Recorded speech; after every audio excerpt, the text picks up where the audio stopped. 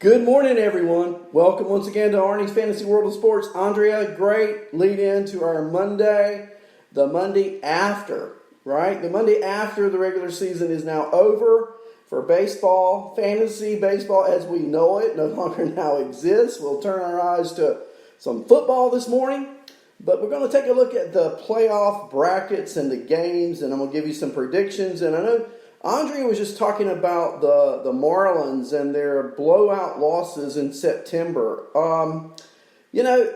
Here's another school of thought. I'm going way back, okay? In 1983, the Dodgers played the Phillies 12 times during the regular season.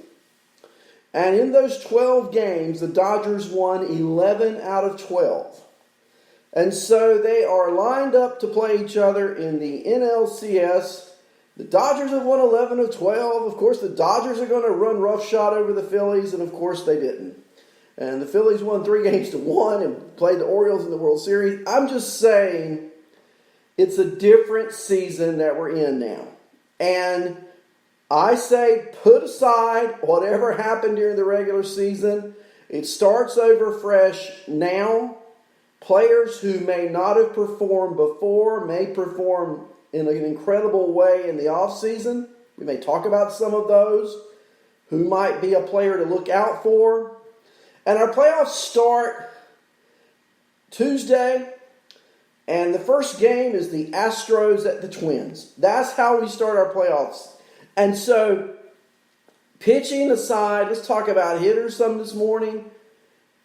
Good morning, Tabitha. It's good to see you watching, getting some good information about sports this morning. That's what I like to see. The ladies, the gentlemen who want that information, we're going to give it to you. Here we go. So, Tabitha, if you have any questions, just type them in. I will make sure I answer any questions that you might have. How about that? Do my best. So, Astros, Twins, tomorrow, 2 o'clock Eastern Time. Who to watch out for? Well, I tell you, who had a more disappointing season than Jose Altuve? I mean, he hit like 217, and of course now we're seeing all the write-ups on he needs a trash can to hit. Yeah. But would it really surprise you if Altuve came into the playoffs and just raked, particularly against that Twin pitching? Now the Twins are going to throw, it looks like 3 right-handers in the 3 games. So, Astros, Michael Brantley. I think Michael Brantley is a great pick to see how he performs with that left-handed bat against right-handed pitching. Pineda hasn't thrown a lot this year. I've never really been carried away with Berrios. We'll see how they make out. But I'm looking for Altuve. Let's see what he does. And of course, a player that I've watched in fantasy this year, and I know I just said you can't rely on regular season, but Kyle Tucker. Kyle Tucker, I would not be surprised if he doesn't have a good series. Look, that Twin Astro series could be magnificent because they're fairly even teams. We'll see how it goes. White Sox play the A's at 3 o'clock tomorrow. Yeah, these games are like back-to-back. They're going on while others are going on. That's playoff 2020, guys. That's the way it works this year. And the White Sox and A's, okay, first of all, I'm going to be real blunt this morning. To close out the season, the A's couldn't hit. To close out the season, the White Sox couldn't win many. So you got 2 teams on a down note headed into the playoffs. The White Sox are young. I think if the A's jump ahead in the series, it's going to be tough for the White Sox. Likewise, if the White Sox start hitting, I am just not impressed with the bats of the Oakland A's. And frankly, their arms have been a little underwhelming of late as well. Now, the bullpen, Oakland, Liam Hendricks, you get that far, you got to give the edge to the A's. But I'm going to like the White Sox in this series. Then you got 8 versus 1 squaring off at 5 o'clock tomorrow, the Blue Jays and the Rays. Now, on paper, you got to favor the Rays. I think the Rays win the series. I think they may sweep the series. But the Jays have some young hitters. The Blue Jays fails, frankly, guys, is the pitching, and we know that. But the Rays aren't loaded. Now, I know Andrea mentioned Brandon Lau, and there's some good hitters on that team. But the Blue Jays have some good hitters too.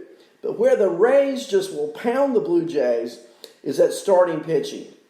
When you start with Snell, and it just goes on with Glasnow and Charlie Morton, these guys will, I think, make it 3 and done, and they'll move on. The Yankees play the Indians tomorrow night at 7 o'clock on ESPN. Now, you guys know, if you know me, I'm a Yankees fan. But you also know, if you know me, I pretty much call it like I see it. I have been not impressed with the Yankees' fundamental play in the last 2 weeks. What do I mean? Okay, so I'm watching the game, throw over to first, Luke Voigt's playing first base. The throw is right here. I mean, Voigt doesn't have to move. From the pitcher, it hits his glove and bounces off, the runner advances. That's fundamental baseball. And the Yankees fail. Who led the major leagues in errors this year?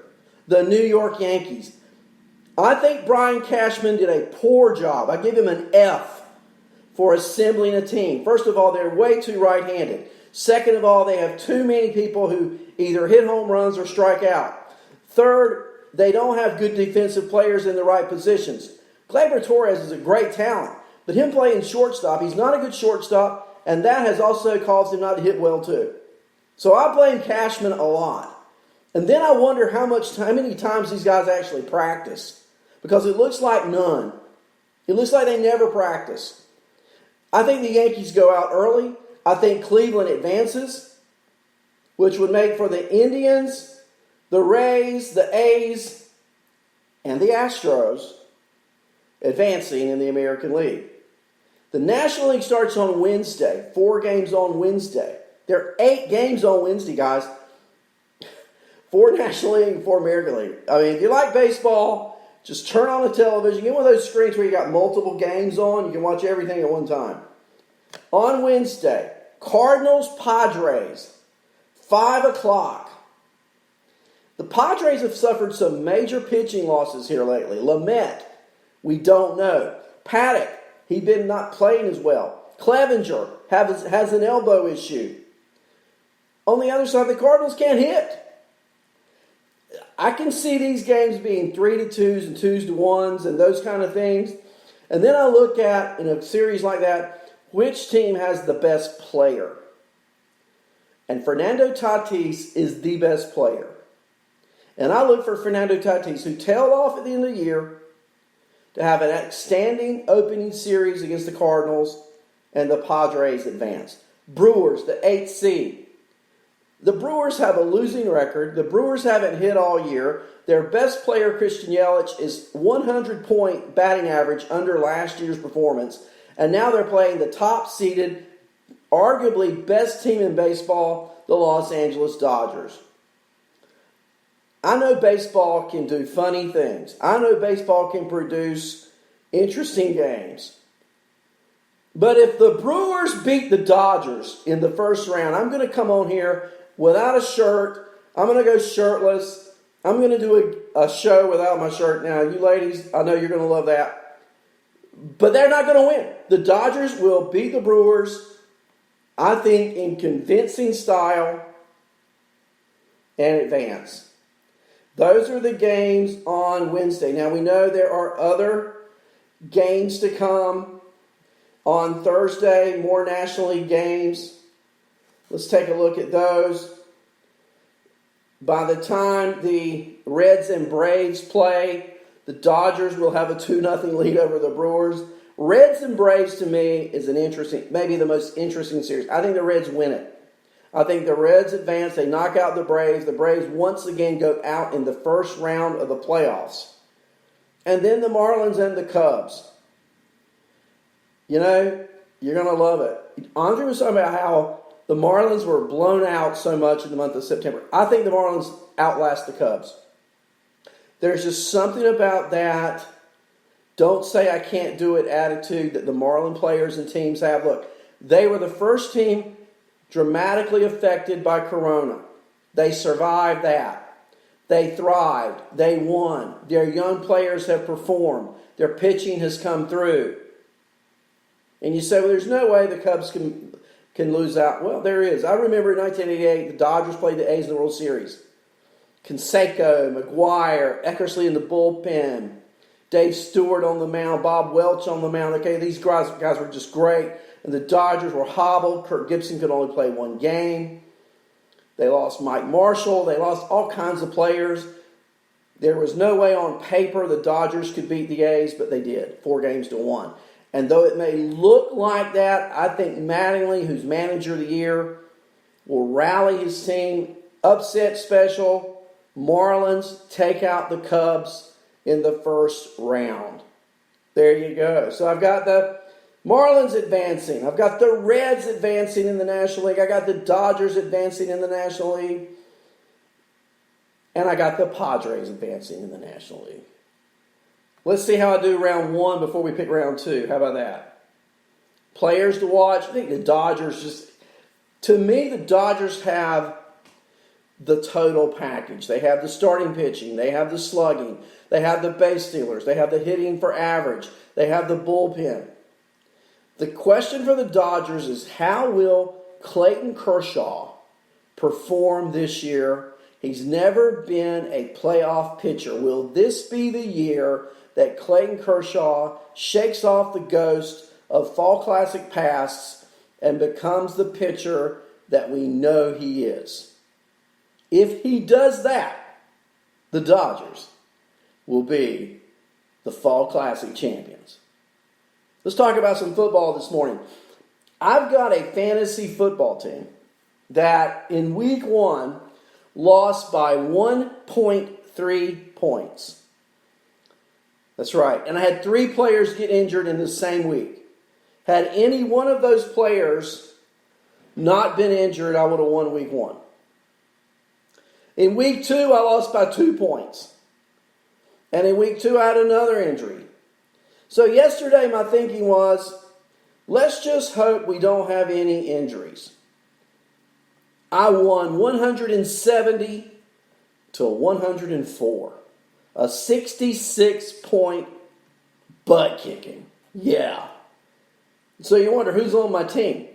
Quarterback, Russell Wilson. Russell Wilson, I drafted him like in the 4th round. He has thrown 14, that's right, 14 touchdown passes in the first 3 games of the season. That is the most in 3 games in the history of the National Football League. And so the Seahawks have said to the North Carolina State Wolfpack alumnus, they've said, you take the ball, you do what you want to with it. And that's Russell Ball in Seattle. 39.5 points in fantasy, projected for 26. So he was 13 points above projections. I had CeeDee Lamb at wide receiver. He was projected at 10.99 points. He scored 10.10, just a little bit under.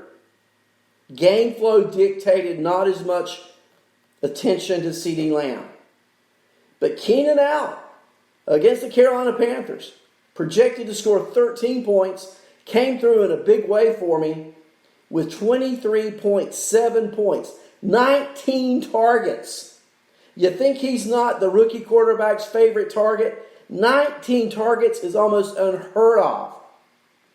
13 receptions, 132 receiving yards, and a touchdown.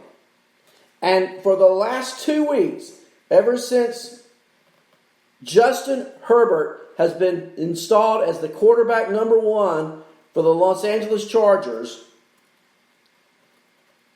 Keenan Allen has been a wide receiver 1. And I predict he will continue to be. At running back yesterday, I had James Conner, projected to score 15.68 points in my league. And he came through with 22.9, 18 rushes, 109 yards, 5 targets, 4 catches, 40 yards, and throw in a rushing touchdown. And even in a week